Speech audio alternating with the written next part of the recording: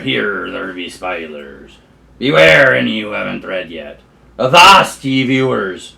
Ge back afore ye be spiled of this book. Hey everybody, this is Graz from the GKBC. Thanks for checking in, if you are, which obviously you are if you're watching this. Today I'm going to review book 3 of my 12-12-12 project, Police by Jo Nesbo, which is Harry Holy book number 10.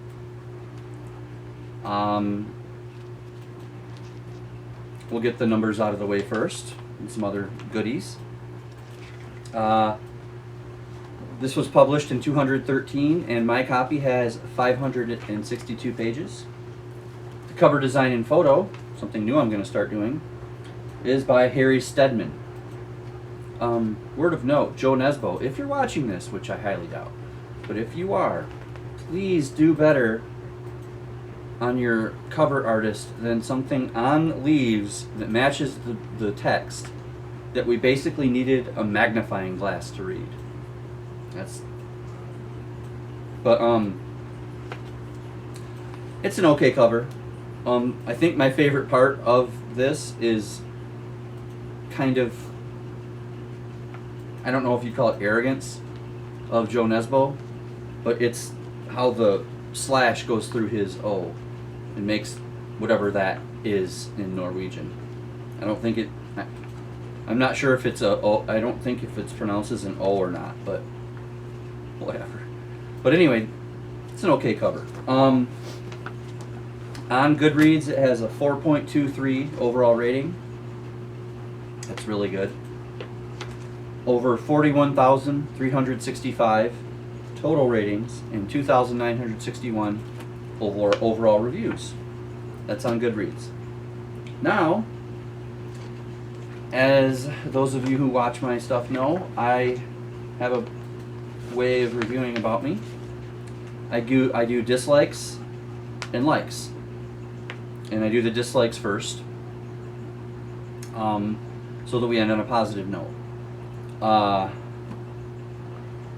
The pirate at the beginning, which some of you may be getting tired of, I'm not sure, but he's here to stay because he's my partner in this enterprise, and he lets people know that spoilers are coming, so pay attention to him because that's how I review.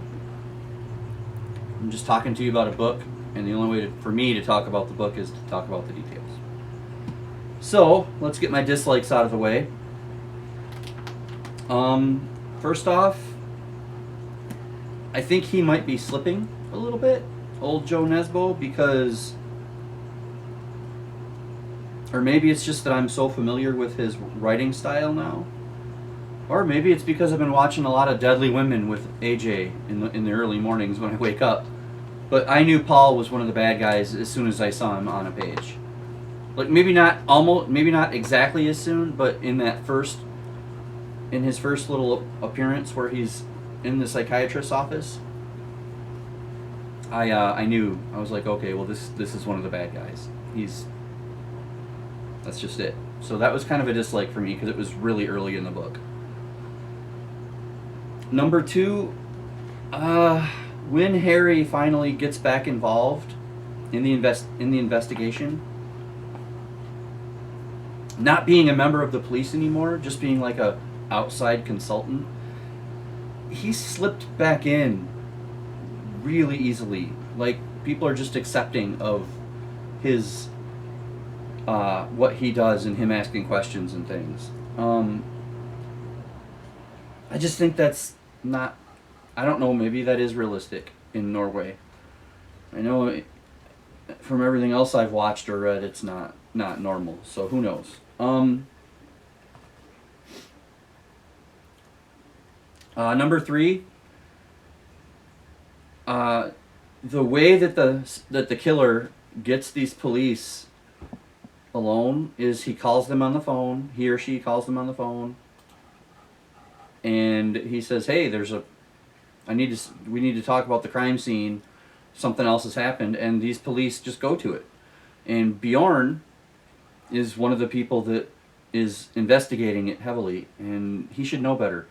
But just because it's his friend who's really sad about the anniversary of his daughter dying, he goes. And that was a red herring from Nesbo, because he ends up being fine. It was interesting that he threw that actual scenario in there. That was kind of neat.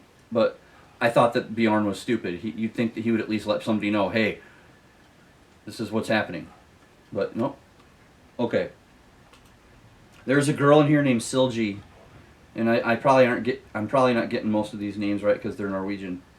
But she's like a schizophrenic who fixates on Harry as a crush. She has to leave the police academy, or whatever they call it, NPS or whatever, PHS. That's what it is.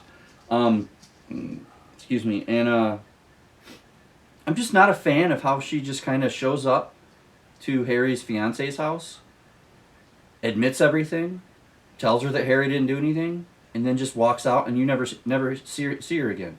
Kind of hope she shows back up, because she was well written, and she's a wild card. Okay, and then the ultimate dislike, which this might be why a lot of people don't like this series, especially after you get past maybe, say, book 3 or 4, and I'm on 10. Harry is almost like a comic book character at this point. He's almost immortal. You know, he's been blown up. He's been shot in the head. He's had a rat chew off his neck pretty much. He's fallen off of a tall building or something. And, I mean, he almost had this really inventive killing device that was in his mouth. He just barely got it out of his mouth before it went off. I mean, his charmed existence is kind of starting to get a little old. I mean, at the end of this book, he's got a bullet. He's got a gun aimed right at his forehead, right there. The killer's just aiming it right at him, and he gets out of that. I don't know. I mean, I know he's your cash cow, but you know, they even killed Dumbledore. You know. But that's my dislikes. Not too bad, I guess. Or I guess pretty bad if you look at it another way, because it feels like that he's slipping a lot. But here's my likes. I only ended up with 4 of them. I guess I could have came up with more, but I only 4 things really stuck out to me. For the first third of the book, Harry's not really there. I mean, there's a guy in a coma who they're protecting with round-the-clock surveillance, and you are led to believe that it's Harry. And considering how the last book ended with him being shot in the head and the rat chewing on his neck, you believe it, that he's in this coma. Nesbo does that masterfully, because it's not Harry in the coma. It's not. He dies, and it was like, oh my God, Harry just died. And then, no, it wasn't. Harry it survived the last book just fine. They never tell us how. And he's a instructor at the police academy. But even when he's not there for the first third of the book, he's just as polarizing as ever to the other characters.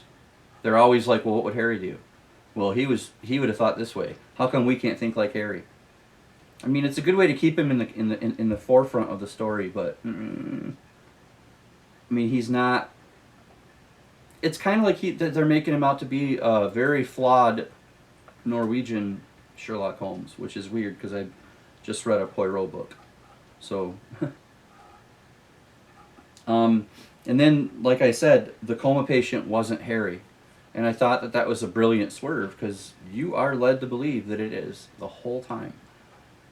Until, you know, one of the characters goes to Harry's class and tries to recruit him to the investigation. It's nuts. And then you don't even find out who the guy in the coma who died was until almost the end of the part 2, or like the second third of the book. One thing I do like about this book, even though it hurts the heart when you're reading it, is nobody is safe. Nobody. The first couple of books, Harry had a great assistant type person who, not really an assistant, she was another one of the cops, but her name was Ellen, and you were just getting used to her, and she died. This one had, the next bunch of books has a woman, I'm going to mess up her name.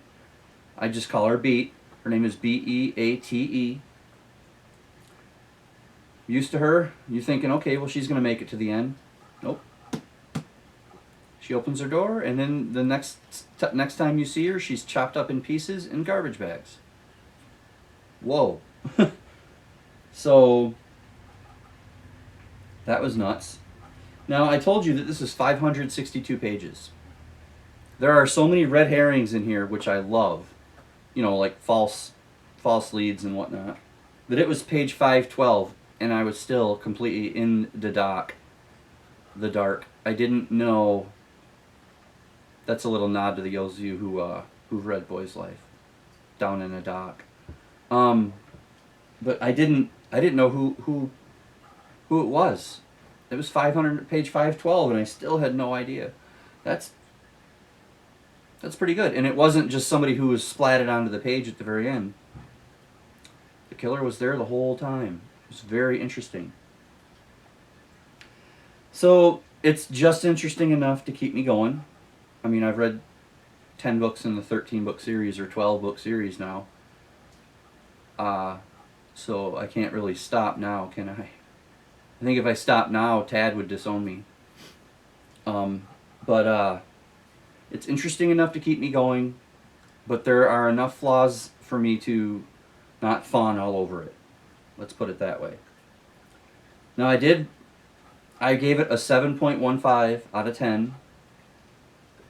And on my scale, that's about a 3.5 on Goodreads. So above average. But still below the overall rating. So that's Police by Jo Nesbo. And I would like to point out that the guy on the back of the cover here is way too handsome to be the guy we read about. I mean, they say Harry's handsome, but he's also like really scarred and beat up, and he looks like Frankenstein. So there's that. That's Police by Jo Nesbo, Harry Holy number 10, and it is book 5 of my 12-12-12 project this year. Does anybody out there read Jo Nesbo? Do you like him? Do you like Harry Holy? Have you read any of the series or more, or up to where I have? Do you have you read this book? If so, please tell me below. I know that this author doesn't capture everybody, like my good friend Bart. But I'm just wondering if anybody else out there, likes this enough to have read it as faithfully as I have. So I'm gonna leave you with that.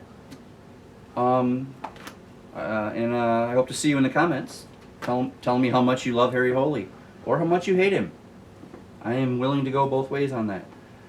I'm gonna batch film, so you might see this shirt a couple times today, maybe. And until the next one, I'm gonna switch it up to something else, because I don't want to confuse anybody on who more might be. So keep flipping those pages.